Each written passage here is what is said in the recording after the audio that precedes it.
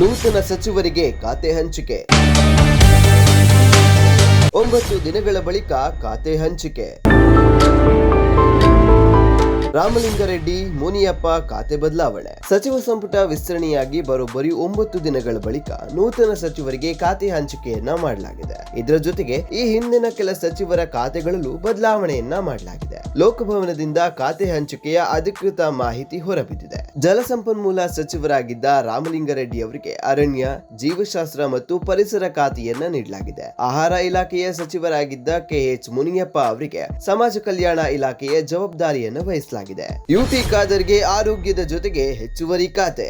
UT Khader ಅವರಿಗೆ ಆರೋಗ್ಯ ಮತ್ತು ಕುಟುಂಬ ಕಲ್ಯಾಣ ಖಾತೆಯ ಜೊತೆಗೆ ಅಲ್ಪಸಂಖ್ಯಾತ ಕಲ್ಯಾಣ, ಹಜ್ ಹಾಗೂ ವಕ್ಫ್ ಇಲಾಖೆಯ ಹೆಚ್ಚುವರಿ ಜವಾಬ್ದಾರಿಯನ್ನ ನೀಡಲಾಗಿದೆ. ಚೆಲುವರಾಯಸ್ವಾಮಿ ಅವರಿಗೆ ಬೃಹತ್ ಮತ್ತು ಮಧ್ಯಮ ನೀರಾವರಿ ಖಾತೆಯನ್ನ ನೀಡಲಾಗಿದೆ. ವಾಲ್ಮೀಕಿ ಹಗರಣದಲ್ಲಿ ಹೆಸರು ಕೇಳಿ ಬಂದಿದ್ದ ಬಿ ನಾಗೇಂದ್ರ ಅವರಿಗೆ ಯೋಜನೆ ಮತ್ತು ಸಾಂಖ್ಯಿಕ ಖಾತೆ ಸಿಕ್ಕಿದೆ. ಮಧು ಬಂಗಾರಪ್ಪ ಅವರಿಗೆ ಪ್ರಾಥಮಿಕ ಹಾಗೂ ಪ್ರೌಢ ಶಿಕ್ಷಣ ಹಾಗೂ ಬಸವರಾಜ ರಾಯರೆಡ್ಡಿ ಅವರಿಗೆ ಉನ್ನತ ಶಿಕ್ಷಣ ಹೊಣೆಯನ್ನ ನೀಡಲಾಗಿದೆ. ಇನ್ನು ಜಮೀರ್ ಅಹಮದ್ ಅವರಿಗೆ ವಸತಿ, ಲಕ್ಷ್ಮಣ್ ಸವದಿ ಅವರಿಗೆ ಸಹಕಾರ ಮತ್ತು ಕೃಷಿ ಮಾರುಕಟ್ಟೆ, ಶಿವರಾಜ್ ತಂಗಡಿಗೆ ಅವರಿಗೆ ಹಿಂದುಳಿದ ವರ್ಗ ಕಲ್ಯಾಣ ಹಾಗೂ ಕನ್ನಡ ಮತ್ತು ಸಂಸ್ಕೃತಿ ಖಾತೆಯನ್ನ ನೀಡಲಾಗಿದೆ.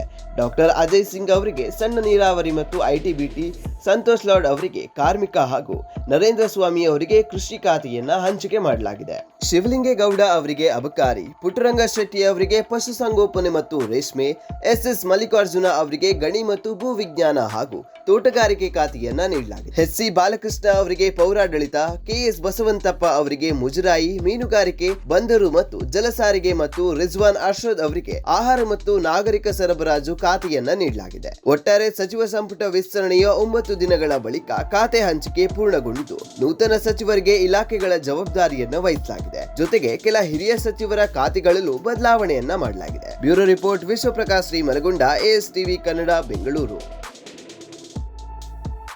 ಅಪರಾಧಕ್ಕೆ ಸವಾಲು ದಿನಪತ್ರಿಕೆ ಜೊತೆಗೆ ಡಿಜಿಟಲ್ ನಲ್ಲಿ ಹೊಸ ರೂಪ.